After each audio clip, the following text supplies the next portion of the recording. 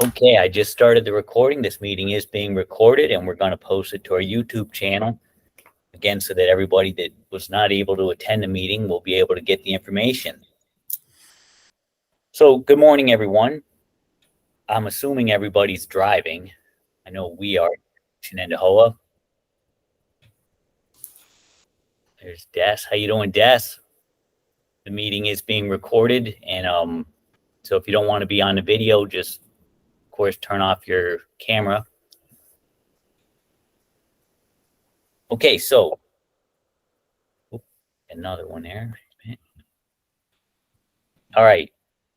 So our last meeting was held on the 30th, 8:30, and Cody Shamrock was our presenter. He presented on the International Electric School Bus, the different changes that have been brought upon since the last year. Because I know we did Matthews Internet or Thomas International and Bluebird were our first three meetings last year on the electric bus, and we're doing the same thing this year to go over the changes that have been made. It's been a lot of changes, and some of the things that Cody spoke about was that Green Power is a new company out there that's going to be having school buses that to purchase electric school buses. They still are going with the regenerative braking.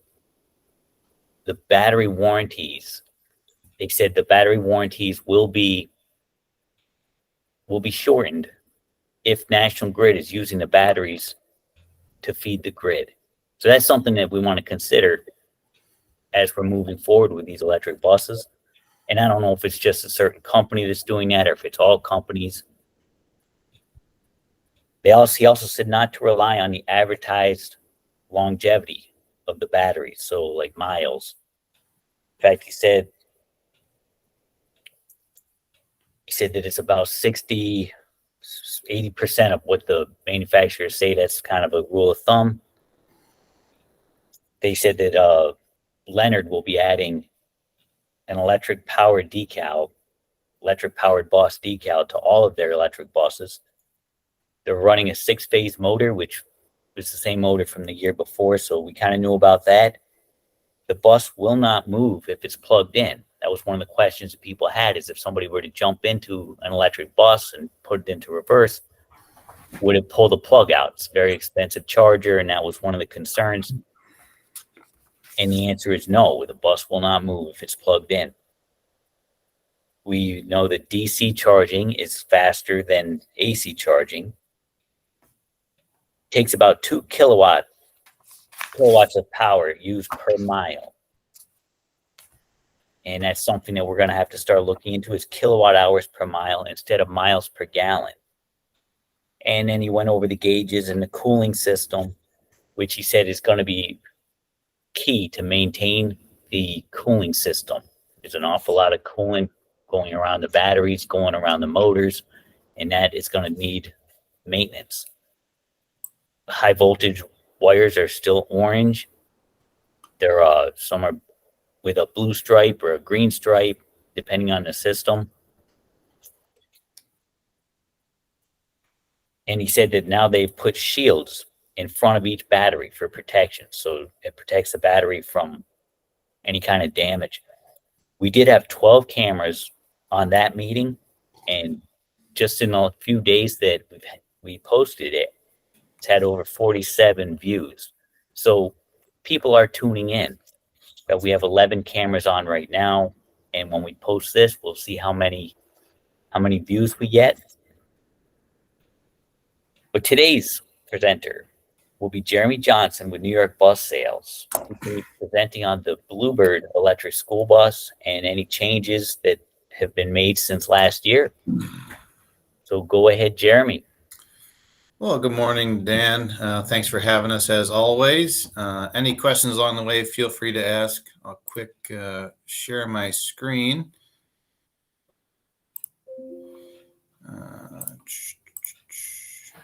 Let's go here. You can see my screen, correct? Everybody can see that? Yep. Yeah, we can see it. Yes. Perfect. So thanks again for having us. So we'll just quick go through. Obviously, it's not just the electric bus platform, it's the full product offering. We're just here to gear up and support everyone for the transition to electric. But again, in the meantime, still offer the full line of gasoline, diesel, propane, electric, also on the Type A side with Ford and GM. But today we're going to kind of cover the specifics on electric. More so the Bluebird Vision and the Bluebird All-American Type D. We do offer the Microbird EV, but again, most of the questions have been geared around the Type C and Type D. It is supported by Cummins. The Microbird is supported by a company called EcoTuned. They are a QVM for Ford, which is a qualified vehicle modifier. So similar to Roush in the relationship that they have with Ford, EcoTuned has the same access for the Microbird side for the EV. Again, that is available only on the Ford E450 chassis. And in terms of the Vision and the All-American, those are built from the ground up from Bluebird with 2 frame rails designed to be an electric vehicle from the ground up. So we kind of wanted to talk about what has changed in the past. So we'll just talk about just production timelines. So in 2016, when Bluebird launched the electric powertrain, the first unit that we built was the All-American rear engine platform. 2017, we launched the Vision. And then the big changes were how we produce them and where we produce them. It has been a separate offline chassis build, and then it rolls into the same body plant for the body mount. In 2019, we transitioned to a building called Bluebird West, which was directly across the street from the plant. At that point, we could actually do 8 electric buses per week. And as we evolve, we obviously have to be able to find a way to meet the demands of the transition to electric. So in 2023, go on to some of the social media posts. Bluebird opened the EV Build-Up Center, they call it, which is the EV Chassis Build-Up Center specifically. In that transition from 2019, being able to do 8 buses per week, the new facility gives us the ability to actually do 8 electric buses per day. So that opened in May. And once that facility is optimized, starting around January 1, we should be able to build 12 electric buses per day from the initial 2016 launch of 4 per week. So a big change for us, helps with efficiency, and honestly, it helps with the quality of the build, having a facility specific for chassis builds. So here's a little breakdown on the components itself for the Bluebird Conventional, which is the Vision. We kind of go around the screen, top left corner. As you had mentioned, Dan, the EV cooling module. That's basically the radiator that cycles coolant through to handle the temperatures.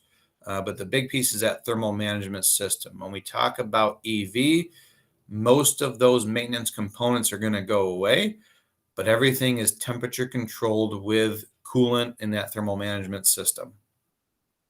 The next is our manual service disconnects. So we have 2 strings of 7 batteries, a manual service disconnect for each of those strings of 7. And we'll go into details on exactly how we operate those. But just the location of it, this would be the front of the vehicle to the left. So those are located on the curb side of the vehicle. As we move around, Bluebird does offer air brake or hydraulic brake offering, but the air compressor is mounted behind the duals, and that's a change that Bluebird made probably a year ago now, is going from an air compressor that had an oil base in it. It was part of a maintenance item. They've since moved to a scrolling compressor, so it's now maintenance free. That honestly is helping improve us. It used to take 3 quarts of oil every service, 10,000 miles. Again, now being a maintenance-free item, just one less thing to worry about. Just make sure that everything is clean and we've got power. The main drive motor, that's kind of the industry standard TM4. You also mentioned that 6-phase that IC offers, exact same motor here with the Bluebird product line. Now we switch to the other side of the frame rails. We have the high voltage module. That's basically all of our main components, the distribution unit, DC to DC converter that acts as an alternator. And then we have our same battery box located on the driver's side. It's going to hold 2 EV batteries or 12-volt batteries as standard. Instead of being concerned with cold crank amps, we're now actually just talking about a better reserve in those batteries to make sure that we can hold some of that power for the different components that are running. Another change that we've had in the past was as we transitioned away from the initially developed unit from a company called EDI into the Cummins platform. Cummins actually changed our electric power steering pump as well. Same location, different design, just helping to improve efficiency. As we are in a parking lot and maneuvering, it's obviously going to take more energy for that power steering pump to get everything circulated. So just a little improvement there on efficiencies. Last piece would be the low voltage module underneath the hood, mounted right on the frame rail. That's our low voltage module for 12 volt, 24 volt circuits. Any questions on that slide? Just feel free to ask as we go. This slide is the rear engine components. The thing to note is all of the components between the conventional and the transit are identical. The only thing that changes is the location of those components. This would be the rear of the bus on the right-hand side. So in that rear engine platform, we open the compartment and there is actually just a little bit better access for that high voltage module and some of those components. So when we talk about component location operation, Bluebird has done a fantastic job compiling an EV specific service manual. So these are actually clips pulled right from the service manual on component locations, operations, also dives into part numbers and some great detail on the EV specific product line. So once we go back to our basic safety, we're not trying to reinvent the wheel. A lot of this is across the board for any internal combustion. You can park it on a flat surface, set the park brake. You're going to make sure that the bus is not plugged into a charger. And then you're going to check the dash cluster for any fault codes or warnings. So we have the ability to pull fault codes out of the dash, and then using our Vantage software, free service from Bluebird, you can plug in the fault codes and actually get a description of what the fault is. So we're going to turn the ignition to the off position, take the keys out of the bus, lock out, tag out, just like you would. Make sure that you're putting them somewhere specific. Last thing you want is somebody to actually turn 12 volt, high volt power on while you're working on it. Next, in the battery box itself for the 12 volt system, there's a disconnect switch. We're going to want to make sure that is off as well, because the high voltage system requires a signal from the 12 volt to activate. So kind of two ways to make sure we're disabling that high voltage system. Again, not reinventing the wheel. Set your chocks, lock out, tag out. MSDs, the manual service disconnects we talked about, do not need to be pulled while maintaining non-high voltage components. So what that means, just like any other 12 volt system, if you're working on any of those components, two separate systems, MSDs do not need to be pulled. Here's that new air compressor we were talking about, electro-pneumatic air compressor, maintenance-free scrolling. So again, any orange line, automotive industry standard, is high voltage line, manufactured by a company called Air Squared, delivers 15 cubic feet a minute, similar to what we see with gas and diesel. It's a scrolling technology, so no lubricating oil is needed. The only thing we're going to do is really just check the air filter to make sure that it's clean. That is one of the changes from last year, but again, no real maintenance required, just checking the air filter. Our main drive motor, as we mentioned, 6-phase motor. Top left is the image itself. In the bottom left corner of that is it mounted into the chassis without high voltage lines installed. You'll see on the back side of that image the little red dots. Those are actually the phases of the motor, 3 on the left, 3 on the right. The image in the center is actually the inverter, which is taking our DC energy, putting it to AC to actually operate that motor itself. We've got 315 peak horsepower. Continuous power is 187, but the difference here is we're talking peak torque at 2,400 foot-pounds of torque, when our comparable gasoline and diesel is 450, 475, somewhere in there. Because there is no transmission, we have an electronic shift selector, which is basically drive, neutral, reverse, and then our park brake to secure the vehicle as well. The motor itself is about 450 pounds, but again, water cooled. In that image in the bottom left, you can actually see the inlet and outlet ports for coolant. Again, same motor system for our All-American versus our Vision. So when we talk about that drive motor itself, here's a better image of it mounted. Torquing is really the only thing that we need to look at with that 2,400 foot-pounds. There's a lot of torque here. We're giving you that image on where we need to check torque specs, as well as what specs they need to be set to. Every 20,000 miles, honestly, when you bring it in for a PM, just make sure that they're torqued. No maintenance required. We're just checking for coolant leaks. This image does give us a little better shot, if you can see my screen. Inlet and outlet ports for coolant, and then your high voltage modules. That image we saw before was the back side of that. This is an image with the electric motor mounted between the frame rails. That would be here. This is that inverter that we showed in the first image. So these are our phases, 1, 2, 3, 4, 5, 6. And then on the inverter itself, we have 1, 2, 3, 4, 5, 6. A better image here of both of them, how it's mounted with all those high voltage wires around it. Again here, no maintenance required. The recurring theme, just checking for coolant leaks. Power steering. This is that change from about a year ago. As we mentioned, Cummins has basically made some changes to this to help improve efficiency. 10 kilowatt motor produces the same flow and pressure that we use for internal combustion. Again, we're not trying to reinvent the wheel. We're using our same chassis that we would use for internal combustion and making it very easy for the transition to EV.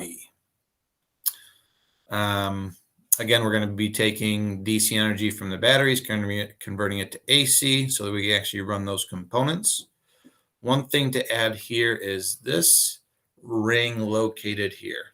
It's actually an LED ring. When the bus is plugged in, it'll throw us a blue light showing that it's charged and everything is working properly. If it throws a fault, that ring will actually illuminate red.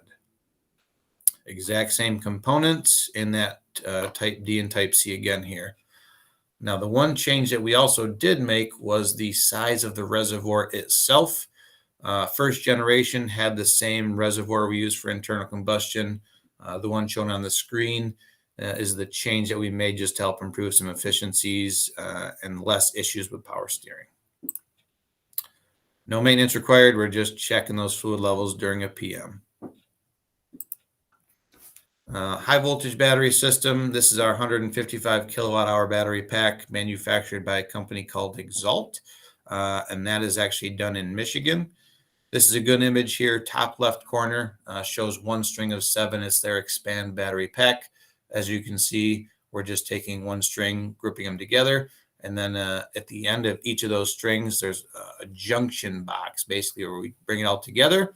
And then this goes to the high voltage box located on the driver's side. As you can see, we'll see a better image later. They're mounted between the frame rails as well. So we'll actually see that before the bus body is mounted. So these are lithium ion, nickel manganese, cobalt gel batteries. Each one weighs about 170 pounds. We're talking 700 volts of power at maximum capacity. Also controlled with that coolant. So in that image here, we have our inlet and outlet ports for coolant. Any questions on that slide, just let us know. So the big concern is, as we talked earlier, disabling the low voltage, high voltage systems. So the big piece is after we shut that key off, we've disabled the ability to send that 12 volt signal to the high voltage batteries. We just want to make sure that we're waiting 10 minutes before we do anything with high voltage, just to make sure that any residual energy in those lines is completely discharged. So we've got a few ways to disable. We're going to have a driver training piece so that they understand some of the components that they can touch and feel. And then there's a separate training piece for the technician side. So again, 12-volt disable. Second image is in the battery box itself. We have two different styles of battery disconnect switches. This is the disconnect that disables those two 12-volt batteries, again, to reduce the ability to send that 12-volt signal. The third situation under the hood, once we open on a conventional, this is that low voltage distribution unit. This line here, if you can see my cursor, we disconnect that harness. That is the third way of disabling that low voltage signal to the high voltage module.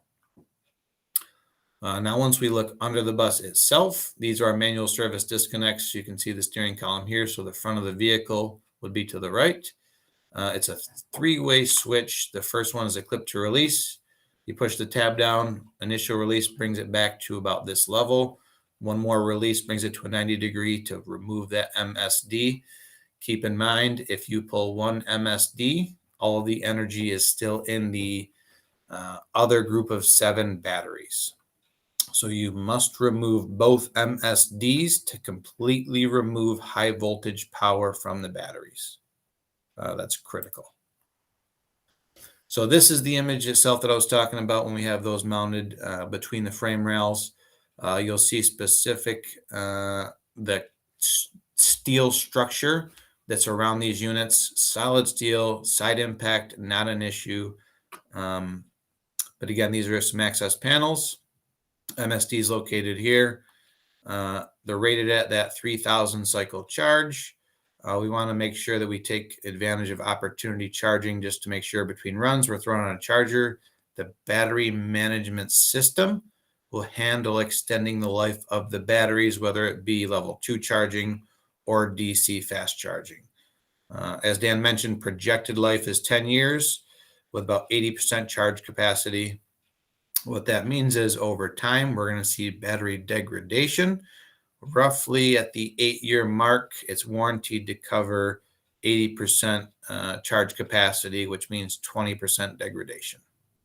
The biggest thing here from a PM standpoint, we're just checking torques for all of those mounts where that cage is secured.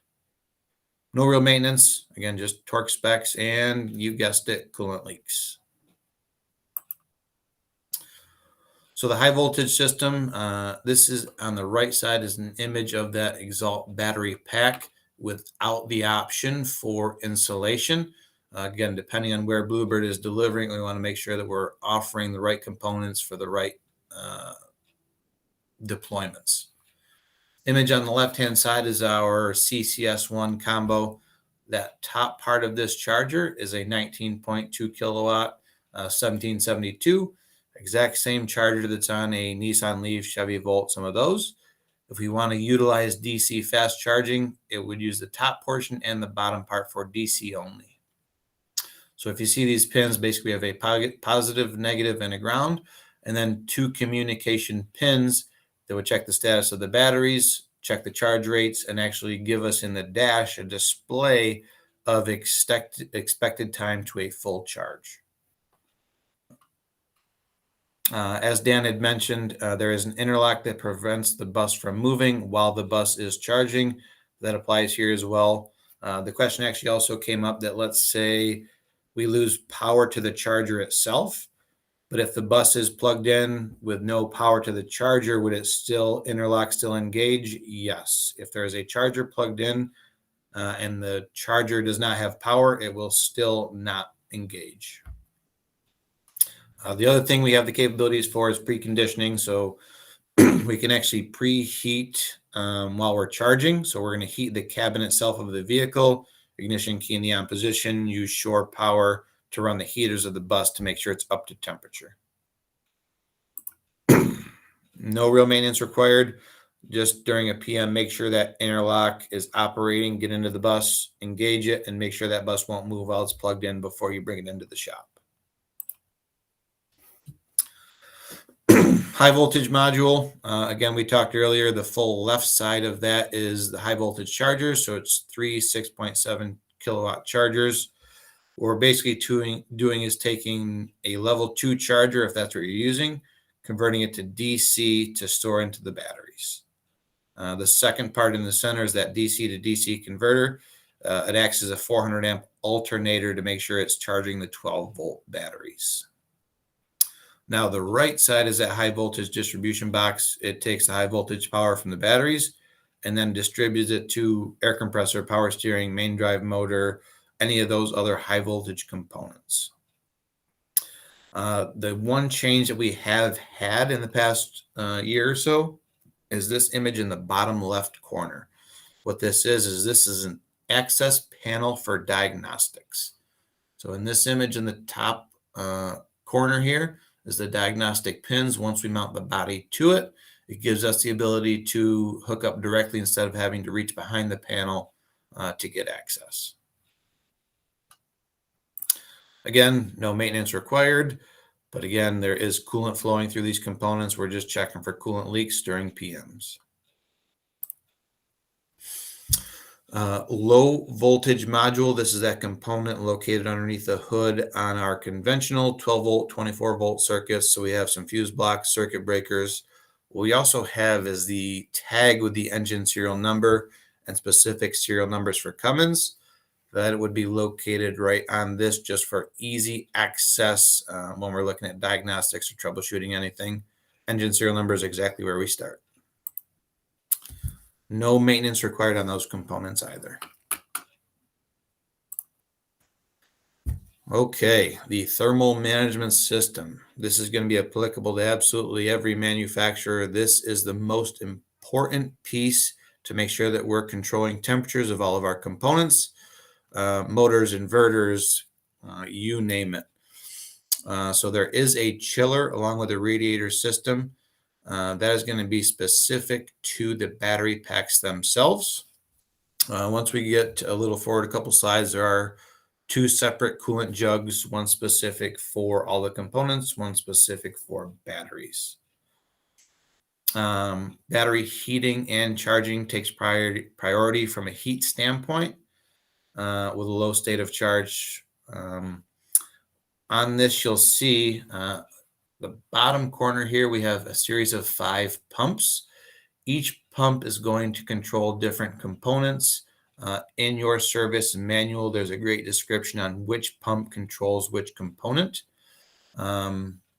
We do have 3 kilowatt or 3 10 kilowatt heaters on here, one specific for batteries. Again, it's going to depend on which heater is going to control which component as well. So the electric cooling module, what that is a fancy name for a radiator. So we're using the same radiator in the EV unit that we use in our Ford gasoline and propane powertrains. What you will see is that refrigerant is going to use this chiller in front of the radiator to help control the temperature of those batteries if we need to. One of the other differences is you'll see in the back side of the radiator is the fans. Instead of using one fan to control temperature, we have 4 fans because everything we do on the EV side is about efficiency. If we need to only cool a little bit of that, we're going to activate 2 of these fans. When I say we, all handled through that control module. No parameters need to be set from a technician's perspective. But again, here, no maintenance required. We're just checking for coolant leaks. The next piece is that zoomed in image on the pumps and what they're actually going to activate. So pump 1 is the chargers, converters, and drive motor. Pump 2 is the drive motor itself. Pump number 3 is the high voltage batteries. Pump 4, which is not shown, it's actually located a bit higher in that thermal management system, as the boost pump for heat exchangers. And then pump 5 is the body heat exchangers. This is that chiller that we talked about that uses the refrigerant. High voltage batteries are the only components that received chilled coolant. Everything else is cooled using the radiator. We are utilizing a coolant filter. It's mounted just in front of the 14 battery packs. Very simple process to change. Top left, there's actually an indicator valve. Once it hits that red, indicates that the coolant needs to be changed. Crimp both ends of the inlet and outlet. Remove the old filter. Fill the new filter with coolant. Thread it back on. Release your crimps, and it will flow. The one thing you'll know once we get there is the coolant reservoirs themselves. There is zero pressure in that system because it is utilizing the pumps to send the coolant instead of a pressurized system. So when we talk about the dash and some of the gauges and clusters, there is a cluster specific for the EV components. Looks very similar to what we're utilizing in our internal combustion. Some of the gauges and displays just change. So here we have, once the vehicle's plugged in, we're going to have two lights that'll illuminate. One, if this comes on green while we're charging, perfect communication between the two systems. If we see a red light come on, it means there's a fault with the charging system. Now, when we look down, this green bus with a forward backward arrow, that just means the vehicle is enabled. You'll see it in the center cluster as well. Multifunction indicator light, identical to what you're used to seeing in internal combustion. High battery temperature. Again, what's going to happen is if we're seeing coolant temperatures inside those batteries higher than it's called for, we'll see a red light come on. If something like that happens, we have limited performance mode, similar to what we would see in a diesel. If we have a regen issue and it's going to go into that limp mode, exact same applies. What that system is doing is if it's overheating, we're going to scale it back and just basically limp it back to help that system cool down if need be. Propulsion system failure. Obviously, if there's a fault with the propulsion system from that TM4 motor, if there's a fault, that's the light that it will throw. Now, there is a wait to start specifically for EV. That's that half circle, 3/4 circle in the top right corner. I don't know as if I've ever actually seen that stay on longer than the cycle of the dash itself, but we're keeping it there just in case if there's any faults and we need the software to catch up with the system. For the most part, that next group is all faults that you would be used to seeing: ABS, brakes, brake alarm, traction control, stability control. Now, the next piece we have is electric motor failure and amber light. Same thing applies. If it's yellow, call it in, see what the issue is. If it's red, pull over. There's a failure with the motor itself. This next one you're going to actually see fairly common. What this is regenerative braking disabled. Your regenerative braking will only activate below a 90% state of charge. So if that bus is fully charged and we activate it, this light will come on letting you know regenerative braking is disabled. Your driver needs to anticipate regenerative braking not activating once they release their foot from the throttle. Once we reach below 90% state of charge, regenerative braking will take over and it will operate just as normal. High voltage warning, that's that red triangle, and the other ones we already discussed. As we mentioned earlier, diagnostics can be pulled right from the dash for the EV powertrain, the ABS, or on the body side, the multiplex body chassis controllers. We can see the generic fault here, and then utilizing Bluebird Vantage, plug that fault in, and we can actually get a better description on what the fault is.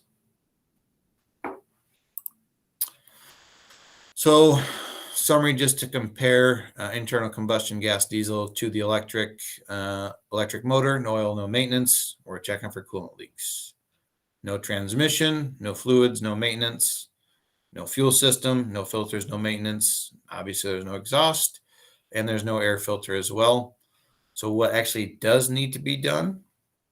That coolant flush, once every 5 years, it is done by Cummins. So with those series of 5 pumps, they need to be activated in a certain sequence to make sure we're getting a full flush. But also, once we're adding the coolant back in, it is not a quick 2-hour process. It's probably a half a day, 3/4 of a day job just to do a coolant flush. We're checking torques every PM for the motor and the batteries. A lot of torque in that system, just making sure everything is still tight. From the dash cluster, same functionality, just different operations. From a chassis standpoint, same axles, same brakes. PM schedule doesn't change for those. Drum brakes are standard, yet we recommend using disc brakes for a couple reasons. The components themselves are lighter. The lighter we can make the vehicle, the more efficient it is. But also, air disc brakes require less air. The less the air compressor runs, the more efficient it is. So again, you can order either way. Just be mindful of the impact drum versus disc. Outside of that, that's all I've got for today. Again, it's a fairly simple system, like we kind of discussed earlier. As we evolve, we're seeing some issues pop up, best practices, how to make sure we're diagnosing properly, and who to call if there's an issue. But again, with the New York Bus Sales Service Network, the Cummins Service Network, hopefully we have all areas of the state covered. Now we'll leave it open to any questions along the way.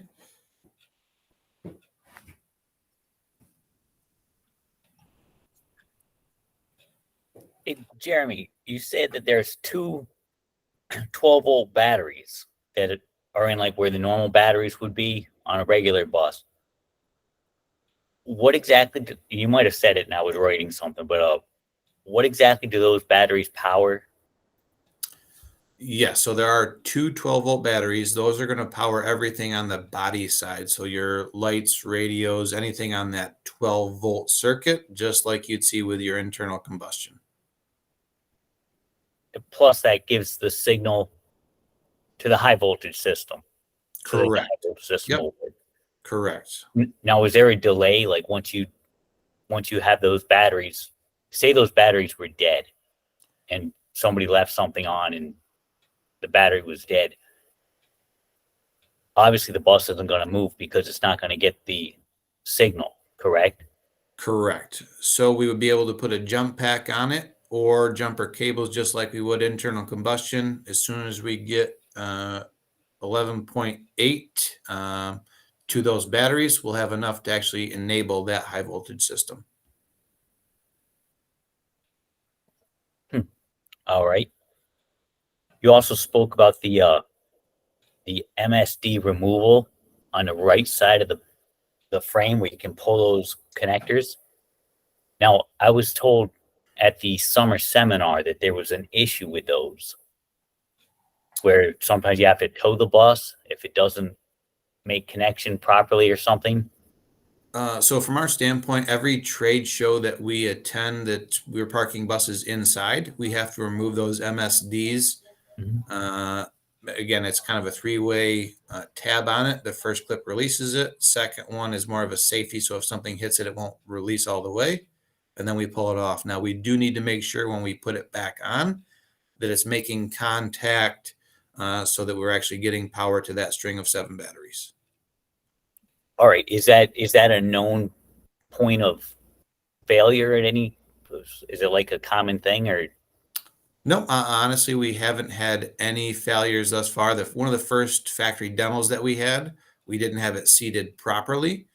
So again, we'll throw a fault that one of the strings of 7 is not getting power. Okay. The last thing I had was the limp mode. You spoke about the bus going into limp mode. Say it's overheating, and so it'll slow right down. Will the bus ever shut down because of that?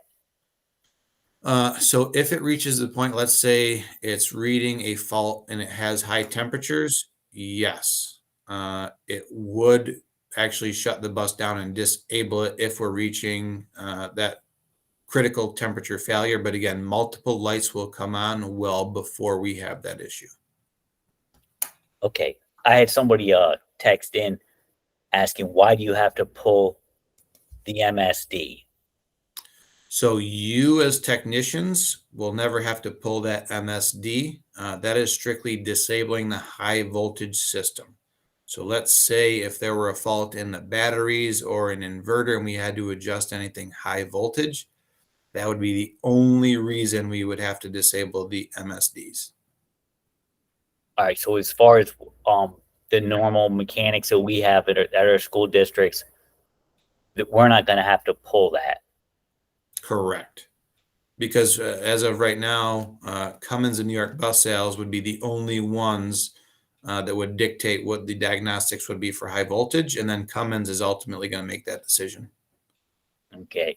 I also got a text about why they make you pull those at trade shows, and I think the problem is the fire marshal goes around, and it's just like they also make us tape off the fuel tanks where you can put the fuel in there just for you got the public involved. So I'm sure that's why they want us to pull those MSDs. Correct. And honestly, just like our internal combustion, we have to disable the 12-volt batteries on gas, diesel, propane as well for trade shows. Okay, well, that's all that I have. So does anybody else have any questions? Yeah, Jeremy, I know I'm looking for a maintenance cost standpoint. You said the coolant has to be changed by Cummins. Would it have to be by Cummins, or could it be by New York Bus Sales Tech? And what So would the cost associated be with it? I'm just trying to figure out maintenance numbers here. no, that's a great question. So there's actually 18 gallons of coolant in that full system. It's the same coolant that Cummins is using for internal combustion. There is on the Cummins side, the Insight program that they offer for the 6.7. They have a very similar product line just for their electric powertrain as well. Currently, Cummins is the only one that can do that. As we progress over time, New York Bus Sales will more than likely have the ability to do that as well. So it'd just be like whatever a flat rate per hour would be. Correct. Okay. Yep. And again, like I mentioned, it's not definitely a 1 or 2 hour job to actually flush the coolant and refill it. We're talking 4 or 6, 8 hours or 6 hours.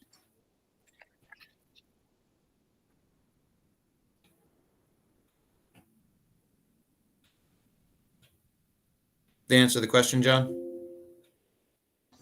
Yes, sir. Thank you. Yep. All right. Any other questions for Jeremy? Well, hey, my contact information was up there. I know Dan has it. If you have any questions along the way, by all means, let us know. We can come out, and we do have 4 demos that are going to be running across the state, as well as a microbird demo that we should have the end of October. So if there's a need for you to see one, let your drivers drive it, just let us know how we can help. All right. And again, all this information has been recorded and it will be on our YouTube channel. So you can always tune into that. So I want to thank you, Jeremy, for your presentation. As always, it's full of good information. Our next meeting will be held on October 18th, and Matthews Bus Sales will be presenting on the Thomas EV bus and any changes since the previous year. We're still looking for some more training topics for this year. We've got a couple coming up here. November, it's going to be Al Karam. He's going to be speaking on the operational costs. We had in December will be PESHA laws and regulations. I've been reaching out to a few districts that are running EV buses for some presentations on the common issues that they're seeing. And so that might be one that's coming up as well. But if you have any items that you would like a presentation on, please let me know and we'll make sure it gets out there. One of them could be Green Power. That was a company that I just heard about not too long ago during the last meeting. So let me know. The other thing that we've got is we're still looking for a treasurer. We really need a treasurer here. And along with that, George probably has another little bit of time with us here, but that's a vice president we're going to be looking for. So we're going to need some help here with the Head Mechanics Association as we move on. So please contact me, send me an email if any of you are interested. Other than that, just to touch base on our YouTube channel, our most popular video was actually Jeremy Johnson's last video here. He had 114 views. And this is after we had, the 14 or 15 cameras on the meeting. That's been out for a year, almost a year now. That one's short, followed up by Al Karam's presentation, which had 84 views since the meeting. And November 23rd meeting was Cody Shamrock.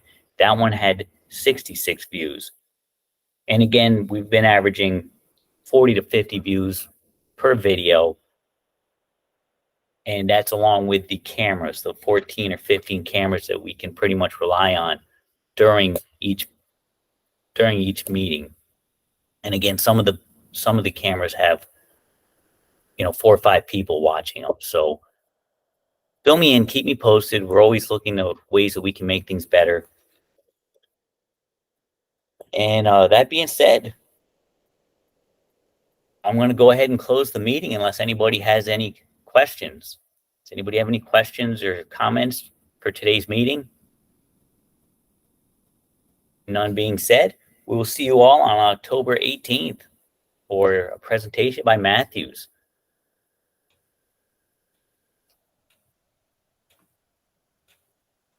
Thanks, Dan. All right. We will see you guys later.